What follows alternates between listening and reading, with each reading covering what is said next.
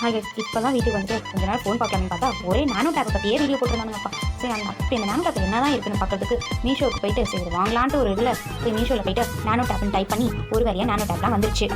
அந்த நானோ டேப்பில் எது ப்ரைஸ் கம்மியாக இருக்கும்போதையும் பார்த்து தொலைவி ஒரு வழியாக கண்டுபிடிச்சாச்சு. நம்ம மேலாவிலேயே 131 ரூபாய்க்கு வச்சுங்க. சரி வாங்குறோம். ப்ராடக்ட்லாம் எப்படி வாங்கியிருக்காங்கன்னு முதல்ல பார்த்துக்கலாமின்னு பார்த்தா எல்லாமே நல்லா தாங்க இருந்துச்சு. அக்கா வேறு கட் பண்ணிலாம் காட்டினாங்க.